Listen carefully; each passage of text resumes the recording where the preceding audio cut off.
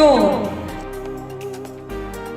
चाहे श्रृंगार का सामान हो, घर की जरूरतों का, बच्चों की किताबें, खिलौनों से लेकर आपके हर छोटे बड़े रोजमर्रा की जिंदगी से जुड़े आवश्यक सामान बहुत ही किफायती दामों में। Interior decors, gifts, kitchen items, cosmetics, groceries, school items, artificial jewelleries, decorating items, toys, etc. One-stop solution for all your home needs and requirements. हर प्रकार की खरीदारी के लिए एकमात्र बेहतरीन जगह आज ही आए। खरीदारी करें और पैसे बचाएं। आपका अपना चेन्नई स्टोर। जो आपका टैक्स कलेक्टर थे मुर्शिद जी, उनको स्टेप डाउन किया गया है। सीबीआई इंक्वायरी करा दीजिए। रेवेन्यू ऑफिसर्स के ऊपर में ऑब्जेक्शन किया गया उसको बैक करने के लिए। मेडिसिन लो क्वालिटी आती है। आपके कहने का मतलब है कि डीएचएस में भी करप्शन। नमस्कार, मैं अनीता, न्यूज अंडमान 24/7 में आप सभी का स्वागत करती हूँ। भ्रष्टाचार और भ्रष्टाचार, आए दिन हम अंडमान में कई भ्रष्टाचार के मामले सुनते रहते हैं। अभी हाल ही में पोर्ट ब्लेयर म्युनिसिपल कॉर्पोरेशन में चल रहे भ्रष्टाचार को लेकर हिंदू राष्ट्र शक्ति ने सोशल मीडिया में आवाज उठाई थी और परिणाम स्वरूप पीबीएमसी सेक्रेटरी द्वारा कुछ कार्रवाई भी हुई। इन्हीं सब बातों को खुलकर आप सबके सामने रखने के लिए हिंदू राष्ट्र शक्ति के स्टेट प्रेसिडेंट श्री राकेश जी ने हमारे चैनल को आमंत्रित किया और बहुत खुलकर बात की। चलिए हमारे रिपोर्टर यामिन जी की ये रिपोर्ट देखते हैं। नमस्कार, मैं यामिन, न्यूज़ अंडमान 24/7 में आप सभी का स्वागत करता हूं। आज हम आए हैं राकेश जी से मिलने, जो HRS यानी हिंदू राष्ट्र शक्ति के स्टेट प्रेसिडेंट हैं। ऑर्गेनाइजेशन में रहते हुए राकेश जी ने अंडमान में द्वीप के लिए, द्वीपवासियों के लिए बहुत सारे काम किए हैं। बहुत सारी मुद्दों पे अपनी आवाज़ें उठाई है, अपनी बातों को रखा है जनता की फ़िक्र में। और द्वीप के प्रगति के लिए राकेश भाई का HRS की तरफ से बहुत योगदान है। अभी हाल फिलहाल में जैसे आप सब सोशल मीडिया में देख ही रहे हो कि हमारे जो अंडमान की म्यूनसिपैलिटी है, PBMC port Blair municipal council, इस पे बहुत सारी बातें उठ रही है करप्शन को लेकर। इनके कुछ ऑफिसर्स हैं जिनके ऊपर करप्शन के, भ्रष्टाचार के इल्ज़ाम लगे हैं। उन्हीं मुद्दों पे आज हम राकेश जी से बात करेंगे और जानेंगे कि उन्हें, हमारे दर्शकों को इन मुद्दों पे क्या कहना है। नमस्कार सर। नमस्कार यामिन जी और सभी दर्शकगण जी को। सर, जो अभी सोशल मीडिया में 2-4 दिन से बातें चल रही है कि अंडमान पीबीएमसी में बहुत घोटाला हो रहा है, इस बारे में आप थोड़ा रोशनी डालिए प्लीज़। देखिए, एक्चुअली ये जो पीबीएमसी की जो घोटाला का इशू चल रही थी, ये काफ़ी सोशल मीडिया में चर्चित थी। तो मुझे भी किसी ने भेजा कि देखिए आप भी इस इशू को उठाइए। तो मैंने अपना प्लेटफॉर्म द्वारा ये इश्यूज़ को उठाया, रेस किया और हमने चेयरपर्सन मैडम जी श्रीमती कविता उदय कुमार जी से रिक्वेस्ट भी की थी सोशल मीडिया के माध्यम द्वारा कि मैडम जी ये चीज़ जो है आप अपना संगीन में लाइए और एक्चुअली सही बात क्या है ये पता करिए करके। और उसके बाद जो जैसा जैसा मेरे पास में रिपोर्ट मिलते गया, मैं सोशल मीडिया में डालता गया, सभी ने देखा और मुझे ये खुशी लगी। कल एकाएक अचानक आफ्टरनून के वक्त थी, उस वक्त मुझे न्यूज़ मिली कि जो आपका टैक्स कलेक्टर है उनको जो है वहाँ से रिमूव कर दिया गया है। ऑर्डर मैडम जी, सेक्रेटरी मैडम इशू करी है। तो मैं उस वक्त घर पे मौजूद नहीं था, मैं कुछ काम से व्यस्त था। तो मैंने कहा बहुत अच्छी बात है। देखिए, आपकी चैनल के माध्यम द्वारा मैं ये चीज़ सभी लोगों को कहूँगा, जो मैंने पोर्ट ब्लेयर म्यूनिसिपैलिटी को स्टडी की है उस हिसाब से कोई भी काउंसलर जितने भी इलेक्टेड है, चाहे वो कांग्रेस के हो, चाहे बीजेपी से हो, चाहे टीडीपी से हो, चाहे वो इंडिपेंडेंट हो, ये कोई भी गलत नहीं है। मैं इसलिए आपको कहूँगा क्योंकि देखिए कि फ़र्स्ट ऑफ ऑल इनके पास पावर नहीं है। दूसरी चीज़ है, जैसा कि मैं खुद ऑब्ज़र्व किया, काफ़ी कुछ चीज़ें हैं जो एडमिनिस्ट्रेटिव लेवल की है, ये अंदर ही अंदर फाइल मूवमेंट हो जाती है ये ना तो चेयरमैन की टेबल तक पहुंचती है, ना सीनियर वाइस चेयरमैन की टेबल तक जाती है, ना जेवीसी के पास जाती है। इवन काफ़ी काउंसलर्स को इसकी नॉलेज भी नहीं रहती है, ऐसा ऐसा काम हो जाती है। राकेश जी, थोड़ा खुलकर बताएंगे किस प्रकार के भ्रष्टाचार के बारे में आप बात कर रहे हो? देखिए, जैसा अभी ये जो ओपन हुई है, आपने कल ही देखा, जैसा सेक्रेटरी मैडम ने स्टेप डाउन किया है, इनको स्टेप डाउन ना करके सस्पेंड करके इनके ऊपर इंक्वायरी करनी चाहिए थी। किस जुर्म के लिए? देखिए, मैं फ़र्स्ट ऑफ ऑल एक बात यमीन भाई बोलूँगा, एक काफ़ी पुरानी है। सुधाकर जी एक्स सेक्रेटरी थे पीबीएमसी के।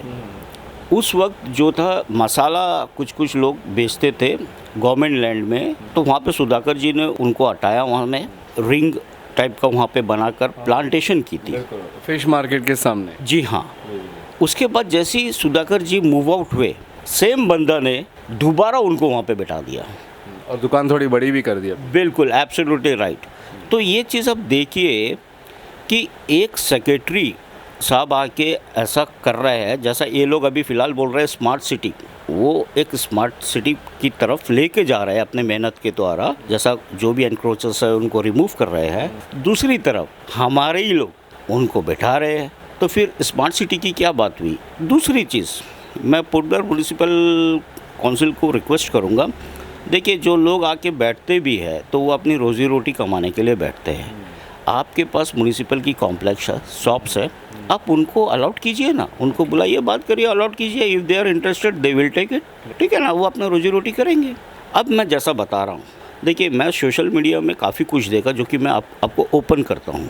मैं आपका इस्लाम पठान जी को देखा, ये कुछ महीने पहले बात है, उन्होंने अपने वार्ड में किसी की डेथ हुई थी या कुछ थी, काफ़ी अपना योगदान दिया, अपना इन्वेस्टमेंट भी किया वो लड़का।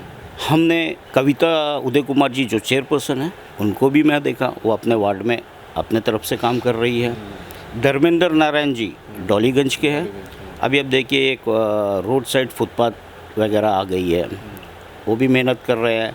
इवन वैक्सीनेशन कैंप भी वो लगाए हैं, जब आपका कोरोना था उस वक्त। इसके विपरीत आप देखिए आपका प्रेम नगर की जो काउंसलर मैडम है, राज की मम्मी, वो अभी आपका हमारा जो शमशान घाट है वहाँ पे काम चल रही है, और भी वो कुछ काम करी हैं वहाँ पे। आपका सुमेश्वर राव भाई, वो भी अपना तरफ से सफाई अभियान काफ़ी करते हैं। आपका साहुल अमित भाई, वो अपना खुद इन्वेस्टमेंट करके काम करते हैं वहाँ पे लोगों के लिए। राधिका मैडम जी जो इंडिपेंडेंट कैंडिडेट है आपका प्रतापपुर से, वो भी लोगों के लिए काम कर रही है अपना इन्वेस्टमेंट लगा के। इस तरह कई काउंसलर्स हैं जो कि काम कर रहे हैं। जैसा आप नियामत जी को देखे होंगे, उन्होंने भी, जैसा हमने म्यूनिसिपैलिटी कॉम्प्लेक्स में ही जब एनिटको वाइन शॉप खुली थी, तो उन्होंने भी आके अपना तरफ से स्टेटमेंट दिया था कि ये जो खुली है वो गलत है, इसे बंद किया जाए। तो देखिए सुदीप राय शर्मा जी, तैया जिसको कहते हैं, वो अभी कम्युनिटी हॉल खोला है जंगली घाट में मंदिर के लिए। बहुत उससे काफ़ी लोगों को वहाँ पे फ़ायदा होगा, शादी हो जो भी हो। देखिए इस तरह कई काउंसलर्स हैं जो काम करते हैं, भले वो कांग्रेस से हो या बीजेपी से हो या टीडीपी से हो, लोग इच्छुक है काम करने के लिए, मगर उस तरह इम्पोर्टेंस या फंड या पावर उनको नहीं मिल पा रही है पीबीएमसी की ओर से। जी हाँ, करके जो है मैं आपको जैसा बताया ना, काफ़ी फाइल्स है जो इनके नॉलेज में ही रहती नहीं है और वो मूव कर जाती है नीचे, और जब वो इम्प्लीमेंट होती है वो काम, तो क्या है, लोग डायरेक्टली बोलते हैं अरे ये काउंसिल बीजेपी का है, ये सब उनके ही किया कराया हुआ काम है। पर लोग ये नहीं जानते हैं डीपली कि एक्चुअली काउंसलर्स को भी मालूम है या नहीं मालूम है, या चेयरपर्सन मैडम को भी मालूम है या नहीं मालूम है। क्योंकि मैं आपको ये बताना चाहूँगा आपके कि देखिए चेयरपर्सन मैडम जी को भी नहीं मालूम रहती है, किसी को नहीं पता होता है और काम हो जाता है। और जिसकी भी गवर्न होती है काउंसिल पर, चाहे वो कांग्रेस हो चाहे बीजेपी हो, लोग उसके ऊपर डायरेक्ट और इनडायरेक्टली उंगली पॉइंट आउट कर देते हैं। ये पहला चीज़ है जो कि ऐसा नहीं होना चाहिए। अभी जैसा सोशल मीडिया में आते ही कविता उदय कुमार जी जो चेयरपर्सन है पीबीएमसी की, तुरंत उन्होंने सेक्रेटरी मैडम से कांटेक्ट की, बात की उनसे, और जो भी है क्लियर कट उनसे बात हुई कि जो भी गलत है या सही है इसके ऊपर आप एक्शन लीजिए। और वो हुआ जो कि कल हमें देखने को मिली। क्या हुआ, थोड़ा खुल के बताएंगे जी? जो आपका टैक्स कलेक्टर थे मुर्शिद जी, उनको स्टेप डाउन किया गया है। किस वजह से?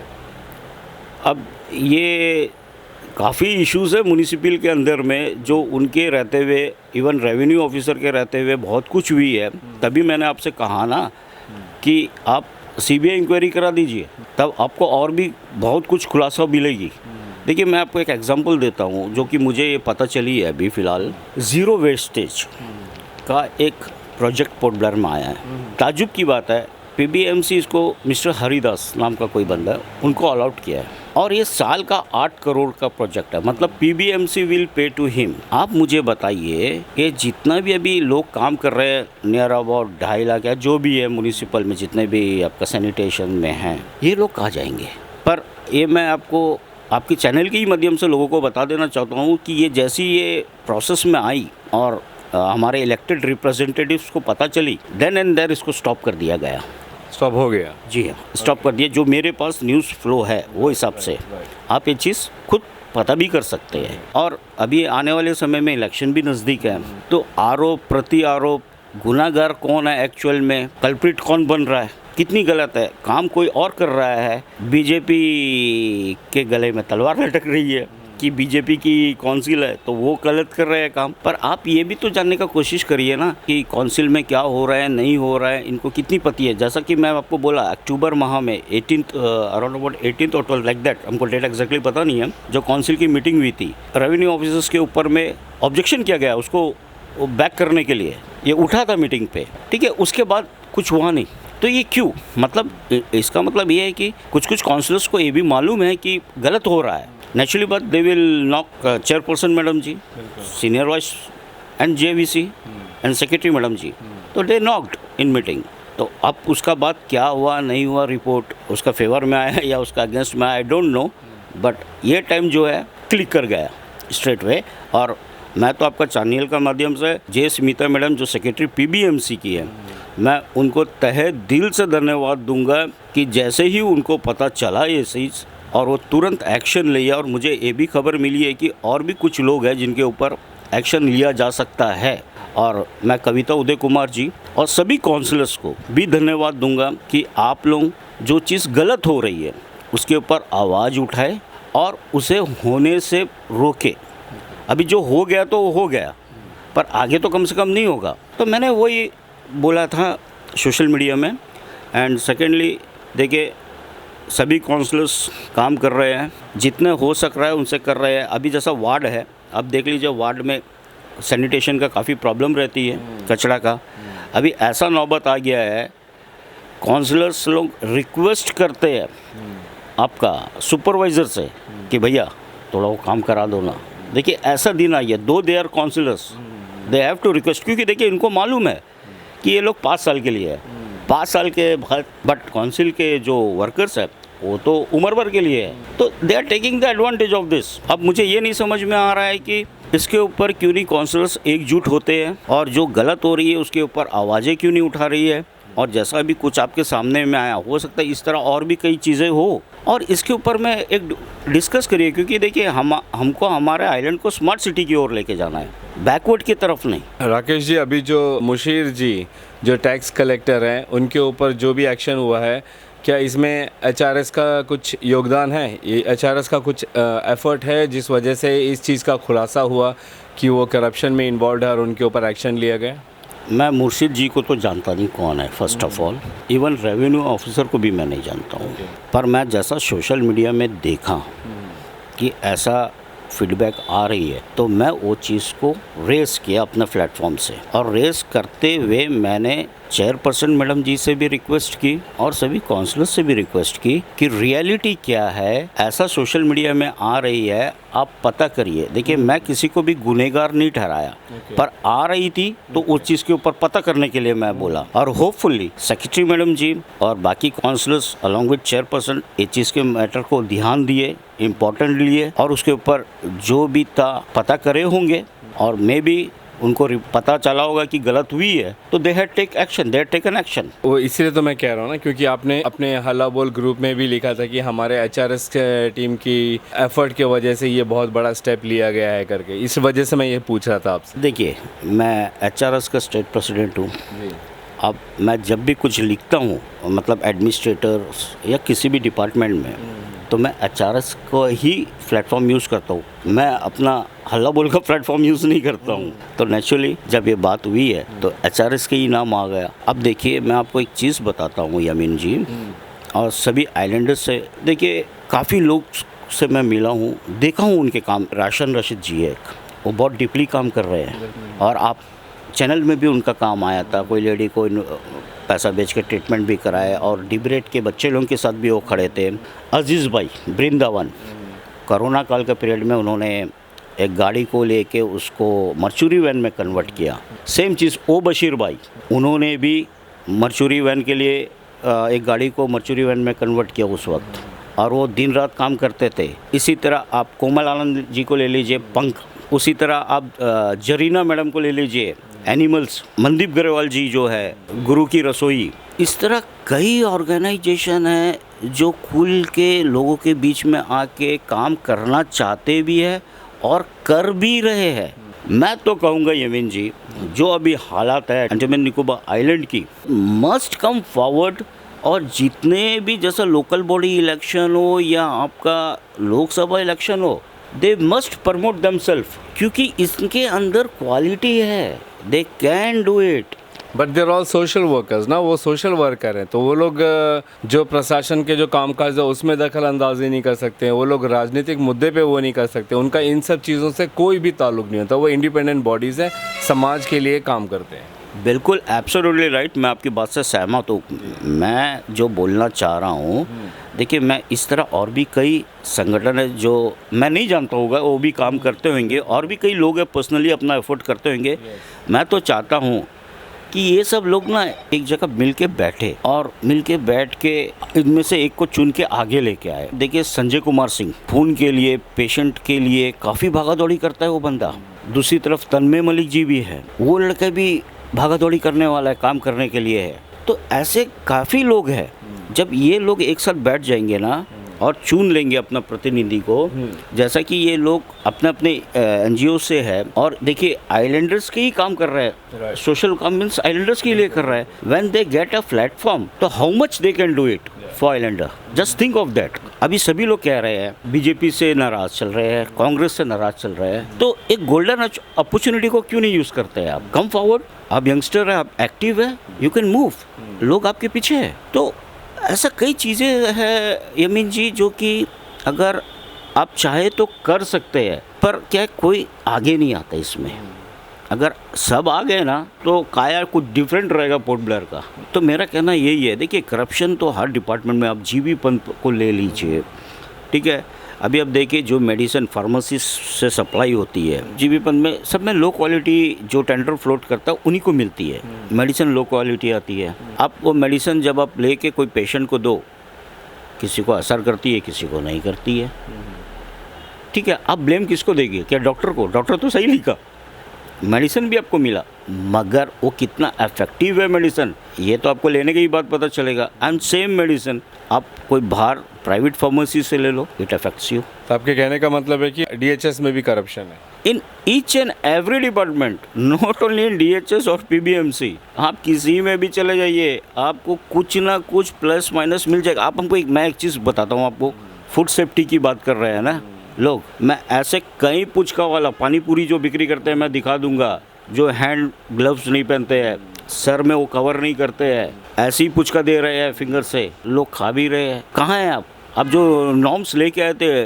कोरोना काल पीरियड में और वो कंटिन्यू था, तो कहाँ गया? आप बताइए ना। दो यू आर सेइंग दैट कि अभी भी जो है इन्फेक्शन फैल रहा है, तो आपको इससे अलर्ट रहना चाहिए ना। You have to take safety precaution. इसी वजह से मतलब आप जैसे कह रहे हो कि हर तरफ करप्शन है देखा जाए तो, और अगर ये जितने भी NGOs हैं और ऑर्गेनाइजेशन है ये सब एक हो जाए और अपना एक प्रतिनिधित्व चुन ले ये लोग, तो इनकी तरफ से भी आप चाह रहे हैं कि मांग उठे? बिल्कुल 100%। देखो जब आप सोशल काम कर रहे हो किसी भी NGO से, ठीक है, आप तो लोगों का भलाई तो कर रहे हो ना, डायरेक्ट और इनडायरेक्ट, ठीक है। हाँ मानता मैं कि जैसा मैं भी एक ऑर्गेनाइजेशन में हूँ, हमारा एक लिमिट है, बाउंड्री है, वी कैन क्रॉस इट। पर जब हम इससे हट के अगर अपना आपको सब बाहर लेके आए और एक टीम वर्क करे तो यू जस्ट इमेजिन कि कितना पावरफुल वर्क होगा वो। राकेश जी, थोड़ा पीबीएमसी के बारे में अगर आपके पास और कुछ है बताने का तो वो बताइए। पीबीएमसी का तो मैं आपको बोलाना जैसा कि देखिए, पावर किसी के पास नहीं है, काउंसिल के पास। आई डोंट नो, क्योंकि मैं ये चीज़ देखा हूँ, क्योंकि अहमदाबाद में अक्सर आते जाता रहता हूँ। मेरे दोस्त कई हैं वहाँ पे, क्योंकि अभी ड्यू टू कोरोना मैं गया नहीं। तो वहाँ पे भी जो आपका काउंसिल है पीबीएमसी, म्युनिसिपल कॉर्पोरेशन बोर्ड, उनके भी इलेक्टेड रिप्रेजेंटेटिव के पास पावर नहीं है। ठीक है, ये जो है उनके, जैसा हमारे यहाँ में डीसी साहब है, उनके वहाँ पे भी वैसे ही होता है, वो दे देते हैं ऊपर, एडमिनिस्ट्रेशन के पास चला जाता है वो power, and they govern it. पर प्रॉब्लम क्या है, वहाँ पे देखिए आपका एमएलएस वगैरह है, लेजिस्लेटिव असेंबली है, तो वहाँ पे वो रेस कर देते हैं। पर हमारा यूटी में ये चीज़ नहीं है, पोर्ट ब्लेयर में। तो where this people will go, elected representative, क्योंकि उनके वार्ड के लोग उनको खुद उनके ऊपर चिल्लाते हैं काम नहीं होने पर। वो क्या कर रहे हैं, द थिंग इज़ दैट, क्योंकि वहाँ में जो आपका गवर्नमेंट सर्वेंट है वो तो अपना काम कर रहा है, उनको मालूम है 5 साल के लिए आप है, आप नहीं रहेंगे, 1 साल के लिए चेयरमैन जेवीसी एसवीसी है, वो उतर जाएगा उसके बाद। तो दे आर डूइंग मनमानी। चलिए, तो फिर एचआरएस आगे फ्यूचर में अंडमान में करप्शन को रोकने के लिए क्या कदम उठाएगी? हमें जितना पता चलता है और हम जैसा देखते भी है, हम उस इशू को उठाते हैं, रेस करते हैं एंड कंसर्न टीम तक लेके जाते हैं। हमारी जो है, हम अपना जो नेशनल टीम है उनको भी कॉपी फॉरवर्ड करते हैं, जो कि दिल्ली में भी बात करते हैं वो, तो हमारा चेन घूम के आ जाता है। तो उस वजह से जो है, हम जितना हो सके हमसे, हम अपना 100% देना चाहते हैं। जैसा हमने कोरोना के पीरियड में भी काफ़ी डेड बॉडीज़ को, कोविड पेशेंट के लिफ्ट अप किया था, राशन भी डिस्ट्रीब्यूट की। और आपको ताज्जुब लगेगा यमीन जी ये जानकर कि उस वक्त मेरी संगठन जस्ट बनी थी, मार्च 9। मुझे एडमिनिस्ट्रेशन, गवर्नमेंट, खास करके पुलिस डिपार्टमेंट का इतना सहयोग मिला कि मैं राशन बांट पाया। कहने का मतलब वो खुद मुझे राशन देते थे कि आप बांटो, लोगों का सेवा करो। ऐसा नहीं है कि हमारे कोई भी गवर्नमेंट ऑफिस में जो भी ऑफिसर्स है या जो भी नीचे लेवल का बंदा है, दे आर करप्टेड, उनका पास भी सीने में दिल है, वो भी मदद करना चाहते हैं, पर दे आर बाउंड, वो ओपन नहीं हो पाते हैं, तो वो दूसरे के सहारा लेते हैं। तो ये ना बड़ा अजीब सा चीज़ लगता है। अभी आप देखिए, मैं आपको एक चीज़ दिखाता हूँ। ये मुझे कोरोना का पीरियड में हमारा HRS को ये मिली थी। हमने 170 से ऊपर यूनिट ब्लड डोनेट की थी। देखिए कोरोना का पीरियड में, ये देखिए लोग, इनका ऐसा पकड़ा हुआ भी ले लिया ना। देखिए लोग देते हैं। जैसे मैं आपको और एक दिखाता हूँ, हमारे एडमिनिस्ट्रेशन की तरफ से आएगा। राकेश जी, इसमें कोई दो राय नहीं है कि आपकी जो हिंदू राष्ट्र शक्ति की जो टीम है, इन्होंने, मैंने जैसे अपने शुरुआत में भी कहा कि आप लोगों ने समाज में बहुत सारे समाज कार्यों में हिस्सा लिया है, लोगों के लिए बहुत सारी मदद पहुंचाई है और हमेशा गलत के खिलाफ आप लोग आवाज़ उठाते रहते हो। देखिए यमन जी, मैं अपनी हिंदू राष्ट्रीय टीम के सभी सदस्य को मैं एज अ प्रेसिडेंट होते हुए मैं धन्यवाद दूंगा, क्योंकि ये मेरे लिए पॉसिबल नहीं था। मेरे टीम के जितने भी लोग हैं उनके द्वारा, मतलब उनका मुझे सहयोग मिला, तभी हम इतने लाइट में आए। तो मेरे जितने भी लोग हैं, कार्यकर्ता है हिंदू राष्ट्रीय शक्ति के, मैं उनको भी बहुत तहे दिल से धन्यवाद दूंगा कि जो वो लोग आज तक हमारे साथ खड़े हैं, लोगों का सेवा में लगे हुए हैं। यमी जी, मैं आपको फिर एक बात और बताना चाहूँगा। जैसे हमारे एक्स CS साहब थे, श्री जितेंद्र नारायण जी, इन्होंने भी, मैं इनसे जाके मिला था। हमारे जो हिंदू रिचुअल के हिसाब से जो हमारा जो अस्थि विसर्जन होती है ना, ये हमारे अंडमान निकोबार आइलैंड में नहीं है, तो हमें मेनलैंड जाना पड़ता है। अच्छा। तो सारी लोग अफेक्ट नहीं कर सकते कि आप गया जाके अस्थि विसर्जन करें। तो हमने उनसे रिक्वेस्ट की थी कि पोर्ट ब्लेयर में एक ज़मीन अलॉटमेंट करने के लिए। उन्होंने तुरंत सुना और इमीडिएटली अपनी टीम को बुलाया। DC साहब सुनील अंशिपाका जी थे, उनको बुलाया, इवन PBMC के स्टाफ को बुलाया। बुलाने के बाद सर्वे करने के लिए बोला, सर्वे कर दिया गया। उसके बाद फंड भी अलॉटमेंट कर गया और आज ये काम जो है DC साहब के देखरेख में, हमारे अविनाश साहब जो PBMC में हैं, वो जो है देख रहे हैं। तो आप देखिए ना, इस तरह सहयोग हमें अगर ऑफिसर्स, एडमिनिस्ट्रेशन के ऑफिसर्स से मिलते रहेगी तो हम कितना कुछ क्यों नहीं कर सकते हैं जो हमारे पास में नहीं है। देखिए, काम कराना है हमें उस तरह अपना प्रेजेंटेशन देना है। यदि आप सही प्रेजेंटेशन दोगे तो आपका काम हो जाएगा।